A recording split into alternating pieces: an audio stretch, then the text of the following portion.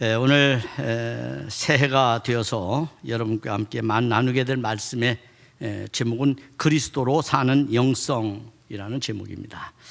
그리스도로 사는 영성. 그리스도로 사는 영성은 어떻게 사는 걸까요?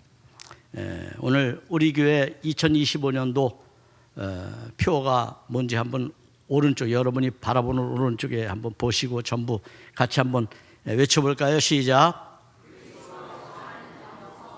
네, 그리스도로 사는 영성입니다. 조금 무게 있는 표입니다. 과연 이렇게 살 수 있을까?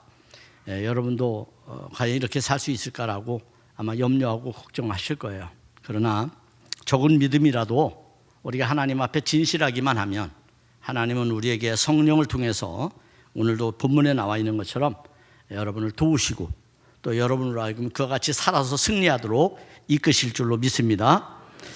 새해 여러분 소망 가운데 여러분이 가장 바라는 소망이 뭘까요? 저는 모든 사람에게 이 평화가 있으면 좋겠어요. 나라에도 평화가 있으면 좋겠고요. 세계, 세상 다 평화로웠으면 좋겠습니다. 평화롭지 못하면 모두가 고통받습니다. 그렇기 때문에 질서를 깨트리는 것처럼 사실은 악이 없는 것이죠. 그렇기 때문에 누구도 남의 삶에 대해서 그것을 깨트릴 그러한 명분은 없다. 그런 의미에서 여러분도 그렇게 평화롭기를 바랍니다. 그런데 참 세상은 우리의 바람과는 맞지 않게 돌아간다는 느낌을 받을 때가 많아요. 우리가 바라는 것처럼 돌아가면 얼마나 좋겠어요. 근데 그렇지 않다는 게 문제입니다.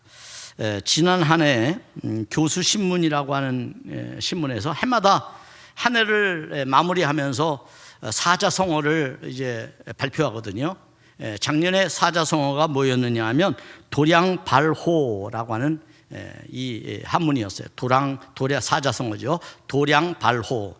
이 도량발호라고 하는 것은 무슨 말이냐 하면 권력이나 세력을 제멋대로 부리며 함부로 날뛰는 행동이 만연한 것을 도량발호라고 말합니다.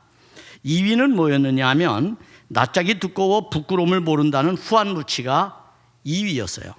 그러니까 2024년에는 어쩌면 우리가 이런 세상에서 살았다 이렇게 말할 수 있겠죠.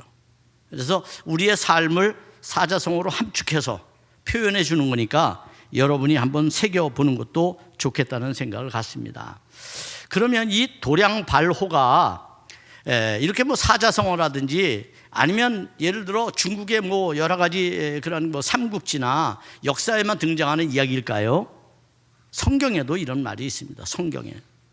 그래서 제가 성경을 찾아보니까요. 시편 12편 8절의 말씀이에요. 시편 12편 8절의 말씀이 이렇게 말씀합니다. 비열함이 인생 중에 높임을 받는 때에 악인들이 곳곳에서 날뛰는도다. 그야말로 도량발호가 성경에도 그대로 있다는 거예요.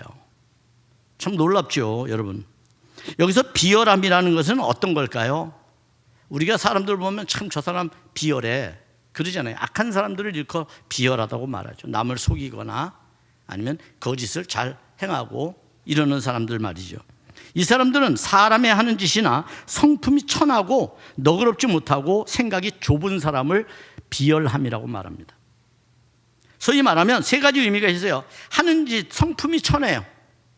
성품이. 그리고 그들은 너그럽지 않아요. 그리고 생각이 아주 좁아요. 자기밖에 몰라요. 너그럽지 않으니까 내가 나한테 반대하거나 나한테 적대시하는 사람은 그냥 가차없이 죽이려고 하죠. 그리고 그들은 성품이 아주 천해요. 천해요. 고매하거나 높은 성품을 갖는 게 아니라 아주 밑바닥의 성품이에요.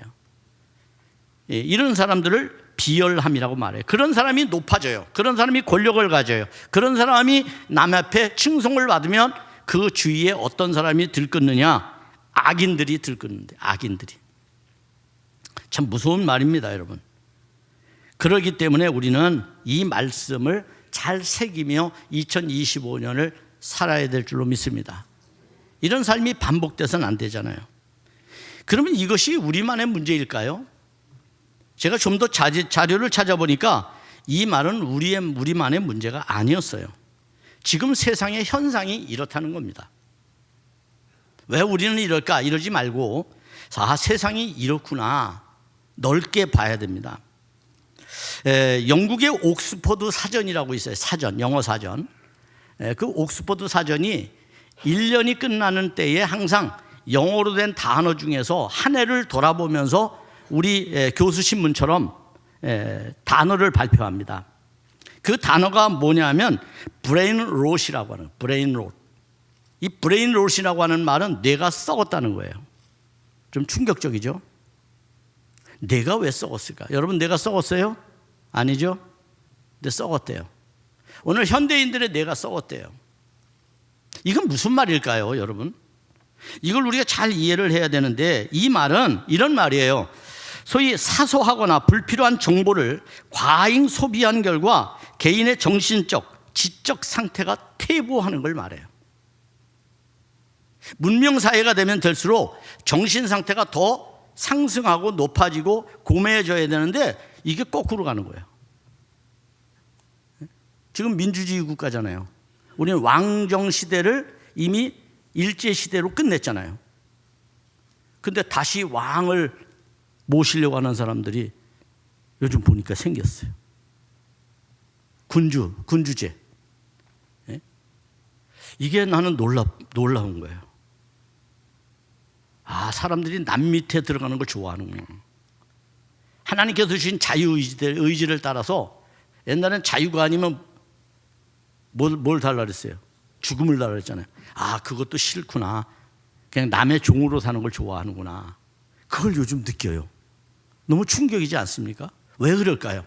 내가 생각이 썩었어요. 왜 썩었어요? 여러분, 불필요한 것을 너무 소비를 많이 했어요. 소위 유튜브나 SNS에서 거짓된 것을 막 퍼뜨리다 보니 정신적으로, 지적으로 퇴보가 돼버리고 말았어요. 과학기술은 막 달나라를 가고 우주를 가는데 우리의 생각은 옛날 중세로 다시 가는 것 같아요. 중세. 정말 충격이 아닐 수가 없습니다. 그러면 이런 현상이 왜 생겼을까를 또 살펴보니까 이거 이미 오래전부터 시작됐더라고요. 이 시대를 뭐라고 말하냐면 탈진실 시대라고 말합니다. 탈진실 시대. 오늘의 시대가 탈진실 시대예요. 이 탈진실 시대라고 하는 것은 영국의 시인 존 밀턴이라고 하는 시인이 2016년에 이미 탈진실 시대가 찾아올 거라고 이 예견을 했어요. 이제 세상이 탈진실 시대가 된단 말이에요. 여러분, 왜 사람들이 하나님을 멀리하고 성경을 가까이 하지 않고 종교가 다시 샤머니즘, 주술 이런 걸로 다시 빠져들까요? 탈진실 시대를 벗어나려고 하기 때문이에요. 이게 무서운 세상입니다. 그러니까 우리가 깊이 이해를 해야 됩니다. 사람들의 마음을. 그냥 대충 알아서 되는 게 아닙니다. 이 현상은 이미 예고가 됐는데 2016년에 존 밀턴은 이렇게 말합니다. 인공지능 등 첨단 기술을 이용해 생성된 그럴듯한 거짓이 진실보다 진실처럼 통하는 시대가 되었다는 거예요. 저도 깜짝깜짝 놀랍니다만 요즘 이제 SNS에 이렇게 사진, 정말 너무 이뻐요, 사진이. 그래서 이게 진짠가 하고 사진을 다운받아서 찾아보면은요, 이게 합성이야. 99%가 합성이야. SNS에 99%가 사진이 합성이 된 거예요. 여러분, 우리나라도 딥페이크라고 하는 것이 문제잖아요. 연예인 얼굴을 따다가 뭐 부정한 그런 것에 활용해가지고 막 붙여가지고 진짜 그 연예인처럼. 그거 얼마나 상처받습니까? 여러분의 사진이 그렇게 도용이 된다고 그러면. 근데 감쪽 같습니다. 아무리 살펴봐도 거짓을 몰라요. 그러니까 믿어버리는 거예요. 딱. 어떤 사건을 하나 퍼뜨리면 그냥 믿어버리는 거예요. 그건 믿음이 아닌데. 교회 와서는 믿음이 없고 그런데 또 믿음이 좋아. 그래서 철석같이 믿어버리는 거죠. 믿어버리니까 그거에 따라서 행동을 하게 된다는 겁니다. 이게 고도화되면 고도화될수록 앞으로 점점 더 심각해질 겁니다. 그러니까 우리는 다시 한번 생각하고 다시 한번 생각하고 살펴보고 알아보고 해야 돼요. 그렇지 않으면 우리가 혹 알고 있는 정보가 다 거짓을 취할 수도 있습니다. 이건 신앙에서도 마찬가지입니다. 우리가 신앙이 왜 이렇게 되었는가? 예? 신앙이 여러분, 저는 목사이기 때문에 또 성경을 저는 연구하고 또 여러분에게 설교를 해야 되기 때문에 이런 것에 대한 정말 너무나도 제 마음이 아픕니다. 왜 신앙이 이렇게 되었을까? 근데 이게 하루아침에 된 게 아니라는 거예요. 이게. 그래서 무서운 거예요. 왜? 바꾸기가 어렵거든요. 한번 주입이 되거나 한번 가스라이팅이 되면 이거를 바꾸기가 힘들어요. 왜냐하면 근간을 거기에 두고 살아갔기 때문에. 그래서 무서워요. 이런 현상이 오늘 사회 곳곳에서 나타나고 있습니다. 이런 시대를 맞아서 우리 교회는 2025년도의 표어를 그리스도로 사는 영성이라고 잡았습니다. 영성이 뭘까요? 영성은 기도원에 가서 기도하고 산에 들어가서 기도하는 게 영성이 아니고요. 영성이라고 하는 말은 성경의 하나님의 말씀을 내 삶에서 실천하고 적용함으로써 증명해내는 것이 영성이에요. 여러분 학교에 가서 아니면 세상에 가서 기술을 배우죠. 지식을 배우죠. 그거를 연구에 적용하고 삶에 적용하고 기술에 적용하고 살잖아요. 이걸 뭐라 그래요? 이걸 지성이라고 말하는 거예요. 지식, 지성. 그것도 없으면 안 되는 거예요. 하다못해 거리에 청소를 하더라도 청소의 원리가 있는 거죠. 그걸 배워야 되는 거거든요. 그럼 그것대로 살아가는 걸 지식, 사회, 지성 이렇게 말하는 거예요. 그럼 영성은 뭐예요? 영적인 삶을 살아가는 거 아니에요. 영적이라는 게 뭐예요? 기도만 하고 있는 게 영성이에요? 아니죠. 예수님 변화산에 올라가셨잖아요. 거기서 모세와 엘리야를 만났죠.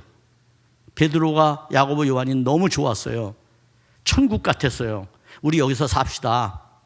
우리가 예수님, 베드로 선생님, 엘리야 선지자 우리가 모실게요. 예수님 뭐라고 말합니까? 하늘의 음성은 주님의 말씀을 들으라는 거예요. 그리고 주님은 뭐라고 그래요? 내려가자는 거예요. 수도원 영성과 대중적 영성이 있어요. 기독교는 어떤 영성을 추구하는 걸까요? 중세시대에는 수도원 영성이었어요. 왜? 이 세상에 박해가 너무 심하고 악이 너무 만연하니까 내 개인의 신앙을 지키기 위해서 산으로 들어가고 절벽으로 가고 골짜기로 들어갔어요. 그런데 예수님은 그것을 우리에게 기독교는 가르쳐주지 않아요. 기독교는 대중적으로 내려가는 거예요. 세상으로 향해 가라는 거예요. 고난이 있어도 가라는 거예요. 아픔이 있어도 가라는 거예요. 그게 십자가의 신앙입니다. 그 신앙을 찾아서 가라는 거죠. 이게 뭡니까? 이게 대중적 영성이라는 거예요. 그런데 한국 교회는 이상하게 수도원 영성을 자꾸 추구해 왔어요. 그러다 보니까 교인들의 실천력이 어떻게 보면 천주교보다 못해요. 실천력이 말이죠. 그래서 그와 같은 삶을 생각하면서 2025년에 그리스도로 사는 영성을 기치로 걸게 되었습니다.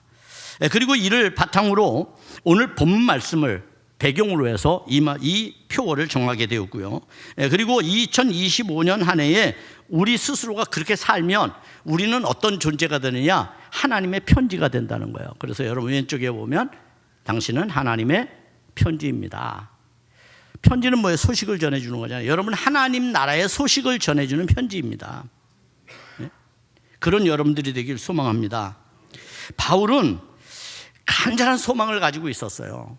오늘 본문에 보면 얼마나 간절한 소망을 가지고 있느냐. 20절에 이렇게 말씀합니다. 나의 간절한 기대와 소망을 따라 라고 말합니다. 바울은 간절한 기대와 소망이 있었어요. 여러분 모두에게도 그런 소망이 있는 줄 믿습니다. 그럼 바울은 어떤 기대와 소망을 가지고 있었을까요? 그리고 어떤 상황에서 이런 기대와 소망을 그가 말하고 있을까요? 바울은요 지금 쇠사슬에 매여 있습니다. 감옥에. 그러니까 바울의 신앙은요 환경이 그를 지배할 수 없고 넘어설 수 없어요. 여러분, 예수 믿다가 왜 낙심하죠? 환경 때문에 그렇죠. 사람과의 관계 때문에, 또 내 마음에 들지 않는 것 때문에, 또 여러 가지 감정이 부딪히는 것 때문에. 이거는 전부 성경적으로 말하면 우리의 신앙이 완전하지 못하다라고 하는 거예요. 바울은요, 어떤 상황, 바울의 구체적인 상황을 말하면요, 그는 외부적으로 엄청난 비난을 받고 있었어요.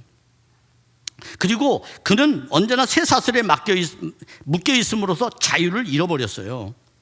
사람들이 그를 인정 안 해요, 바울은. 그런데도 오늘 본문에서 보면 그는 절대 이것 때문에 부끄러워하지 않는데요. 뻔뻔해서가 아니에요. 바울이 뻔뻔해서가 아니라 바울이 바라보는 신앙의 관점이 다르기 때문이에요. 그것이 오늘 본문이 우리에게 주는 말씀의 은혜입니다. 따라서 바울은 외적인 환경을 중요하지 않게 생각했어요. 그 어떤 상황에 있든지 그는 기뻐했고요, 하나님 앞에 감사했고, 그리고 그 때를 선용해서 하나님의 말씀을 전하는, 복음을 전하는 사도로서의 사명을 충실하게 살았어요. 이게 바울의 위대함이에요.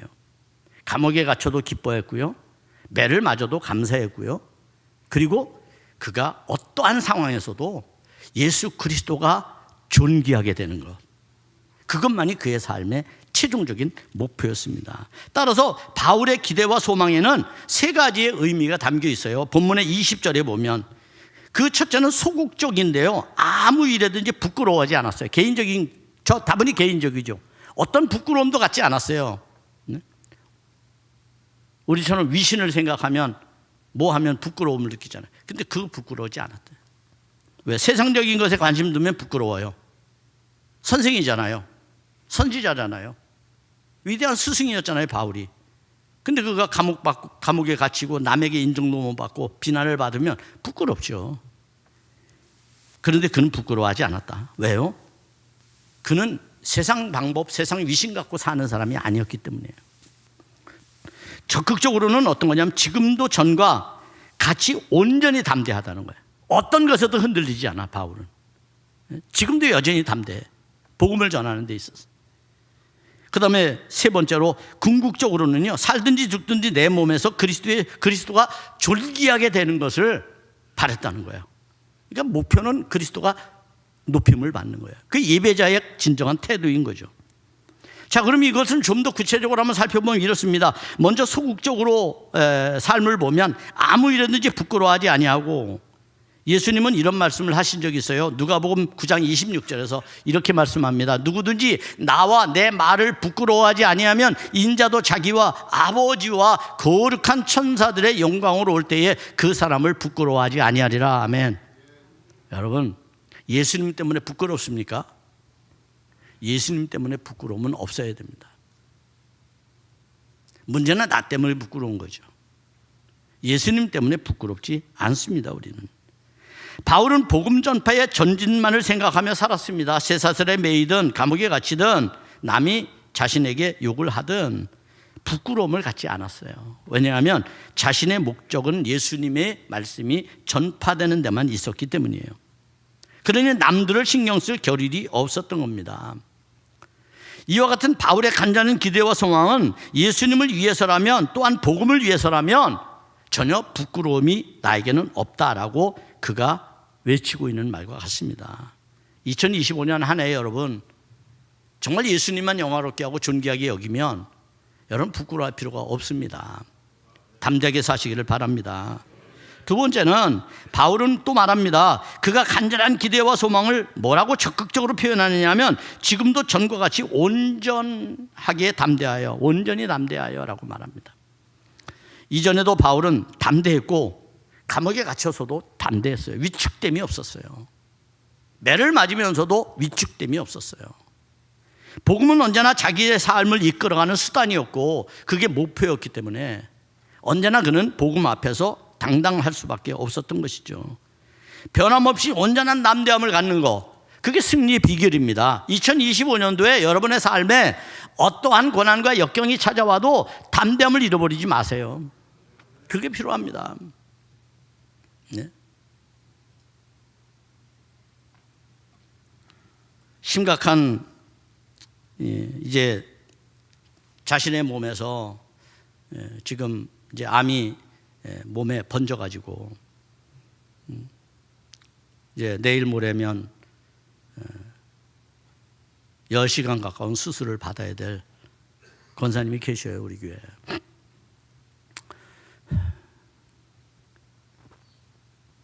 여러분이 기도해 주셔야 될 것 같아요. 그런데 오늘 제가 기도하면서 기도해 드렸는데 그런 말씀 하셔요. 담대해 줬다고, 하나님 앞에서. 그게 감사하다고. 어제도 친구들을 만나서 복음을 전했다고.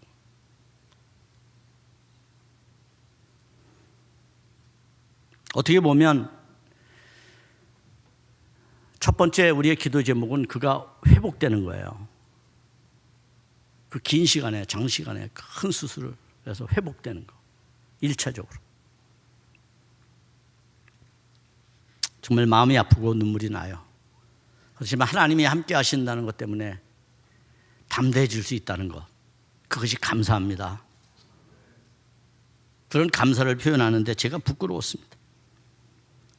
바울은 20절에서 궁극적으로 자신의 신앙을 이렇게 밝힙니다. 살든지 죽든지 내 몸에서 그리스도가 존귀하게 되게 하려 하나니라고 말합니다. 여러분, 바울은 오늘 우리의 삶에서 예수님이 존귀하게 되는 것보다 더 위대하고 우선적인 일은 없다, 이렇게 판단하며 살았습니다. 여러분이 믿는 하나님, 여러분이 사랑하는 주님이 존귀하게 되지 못하면 도대체 뭐가 존귀해지는 겁니까? 내가 존귀해진다고 존귀해집니까? 여러분의 믿음이 인정받으려면 여러분이 믿는 대상 하나님이 존귀해져야 되는 겁니다. 예수님이 존귀함을 얻어야 되는 겁니다. 그걸 우리는 늘 생각해야 하는 것이죠. 그래서 로마서 12장 1절에서 바울은 이런 이야기들을 해요. 그러므로 형제들아, 내가 하나님의 모든 자비하심으로 너희를 권하노니 너희 몸을 하나님이 기뻐하시는 거룩한 산제물로 드리라. 이는 너희가 드릴 영적 예배다. 2025년에 저는 이렇게 살았으면 좋겠어요. 그것은 어떤 삶이냐면, 우선 내 몸이 하나님이 기뻐하시는 산제물이 된다는 게 뭐냐? 그게 영성이라는 거예요. 영성. 산제물이 뭡니까? 삶으로 드리는 예배를 산제물이라고 말하는 거예요. 제물은 죽어야죠, 그죠? 구약시대의 제물은 죽어야 되잖아요. 근데 살아있는 제물이래요. 그것은 여러분 자신이 세상에서 어떻게 살아야 되는지에 대한 의미를 우리에게 주는 말씀이에요. 우리는 살아있는 존재로서의 하나님 앞에 하나님의 영광을 위한, 남들을 구원하기 위한 수단으로 우리를 삼아야 됩니다. 또한 담대하게 복음을 전할 것에 대해서 말합니다. 담대하게 복음을 전하는 것이 산제물로 사는 거죠. 그리고 예수님의 몸인 교회를 든든히 세워가는 것 또한 산제물이 되는 겁니다. 이건 굉장히 중요합니다. 예수님의 몸입니다. 교회가 세상에 예수님을, 복음을, 하나님의 나라를 보여주어야 합니다. 이것을 실천하며 살아야 합니다. 마지막으로는 그리스도가 존귀하게 되는 것, 그것이 바로 영적 예배자의 태도인 것이죠.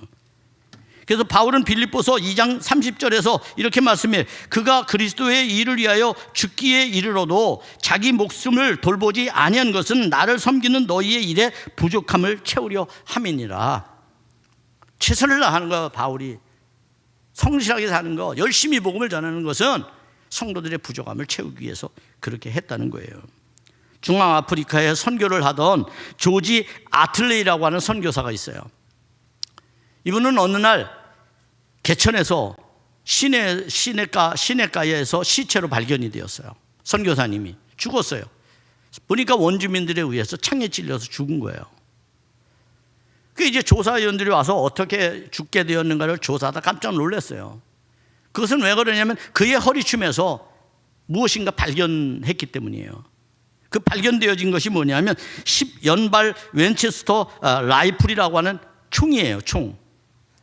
소위 말하면 맹수나 짐승이 달려들 때 보호하기 위해서, 자신을 보호하기 위해서 10발이 들어간 총을 가지고 있었어요. 근데 원주민들이 자기를 죽일 때에는 그 총을 하나도 사용하지 않았다는 거예요. 너무 사람들이 충격을 받고 놀랐어요.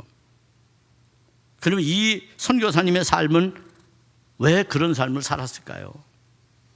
그것에 대해서 오늘의 양식이라고 하는 책에서 이렇게 소개를 합니다. 그는 영혼을 잃은 것에 대한 부담감과 주 예수 그리스도에 대한 변함없는 헌신의 마음에서 지고한 희생을 택했다. 사도 바울의 고백과 같이 살든지 죽든지 그의 몸에서 그리스도가 존귀하게 되기를 원했기 때문이다 라고 말합니다. 그는 예수 그리스도를 전하는 자였어요. 자신을 드러내고 자신을 영웅하고 자신을 높이 세우려고 하는 사람이 아니었어요. 자기는 희생하더라도 그리스도가 영광을 얻기를 원했다는 겁니다. 오늘날 수많은 크리스찬들이 또 수많은 목회자들이 새겨들어야 될 말이겠죠. 우리의 삶이 아름답다는 것은 무엇이겠습니까, 여러분? 여러분의 믿음의 대상을 위해서 기꺼이 자신을 희생할 수 있을 때 존귀해지는 겁니다. 여러분은 교회에 나오셔서 주님을 위해서 기꺼이 내놓거나 희생할 준비가 되어 있는지 묻고 싶습니다. 바울은 그 모든 일을 부끄러워하지 않을 뿐만 아니라 그 일에 대해서 깊은 영성을 가지고 살았던 사람이었음을 알게 됩니다. 하나님과의 신뢰를 바탕으로 삶과 생각의 가치를 실천하는 삶, 이게 진짜 영성이죠. 주님의 말씀을 몸으로 실천해가는 삶, 자신의 안일보다 소명받은 복음 앞에서 성실한 태도로 살아가는 것. 여러분이 일상에서 성실하게 살아가세요. 그것이 하나님을 존귀하게 만드는 일입니다. 그뿐만 아닙니다. 우리의 삶에서 깊은 크리스찬의 향기가, 편지가 전달되는 것이죠. 이것이 바로 영성적 삶이라고 말할 수 있습니다. 바울은 자신을 통해서 그리스도가 존귀하게 되는 것이 유일한 삶의 목적이고 소망이었기 때문에 두려움이 없이 오히려 자유하였고 기쁨이 그의 삶에 넘쳤다는 것을 알게 됩니다. 사랑하는 여러분, 우리가 어떤 환난에 있습니까? 어떤 역경이 있습니까? 지난 한 해 수고 많이 하셨죠. 올 한 해도 우리는 역사의 질곡을 뚫고 나가야 됩니다. 우리는 수많은 근현대사의 아픈 역사를 가지고 있어요. 다 이겨내왔어요. 세상 일은 이렇게 이기면 됩니다. 그런데 이기기 위해서 우리가 가져야 될 것 가운데 하나가 뭡니까? 주 예수 그리스도를 부끄러워하지 않는 태도입니다. 그리고 예수 그리스도를 전하는 일에 담대한 것입니다. 그리고 무엇보다도 그 예수님을 통해서 여러분의 삶이 하나님의 참된 구원을 이루어 가는 것이죠. 그래서 그분이 영광을 받고 그분이 존귀해지는 겁니다. 그런 삶이 여러분에게 지속돼서 2025년에 승리하는 여러분 되기를 주의 이름으로 축복합니다.